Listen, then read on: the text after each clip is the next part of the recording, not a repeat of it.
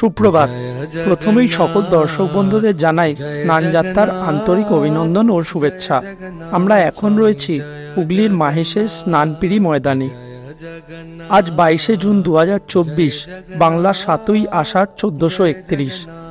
মাহেশের এই ঐতিহাসিক রথযাত্রা উৎসবের 628তম বর্ষ, যার সূচনা স্নানযাত্রার মাধ্যমেই এই বছর সুসম্পন্ন হচ্ছে।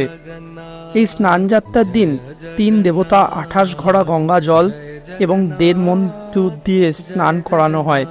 মনে করা হয় এরপর 3 দেবতার জ্বর আসে এবং কবিরাজ দিয়ে 14 দিন ধরে তাদের চিকিৎসা করানো হয়।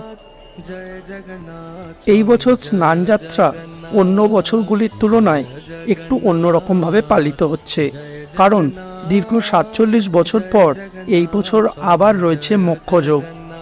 প্রতি বছর ভগবানকে স্নান করিয়ে সকালবেলায় গর্ভগৃহে নিয়ে গিয়ে দরজা 14 দিনের জন্য বন্ধ করে দেওয়া হয়, কিন্তু এই বছর স্নানযাত্রার পর প্রভু সারাদিন স্নানযাত্রার বেদিতেই বিরাজ করবেন। ধারণ করবেন বিভিন্ন বেশ, যেমন শৃঙ্গার বেশ, গজবেশ। সারাদিন ধরেই চলবে বিভিন্ন প্রকার পূজা অর্চনা।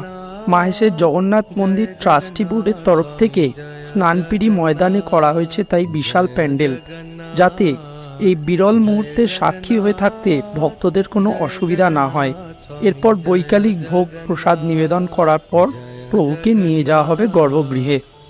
এরপর আগামী 14 দিন গর্ভগৃহের দরজা বন্ধ থাকবে। এই সময় দেবতার বিগ্রহের গায়ে পড়বে ভেষজ উপাদান দিয়ে বানানো নতুন রঙের প্রলেপ। এরপর প্রভু ফিরে পাবেন তার নতুন রূপ, যাকে বলা হয় নবযৌবন। চলুন এখন মন্দিরের ট্রাস্টি বোর্ডের সম্পাদক শ্রী পিয়াল অধিকারী কি বলছেন তা শুনে নেওয়া যাক।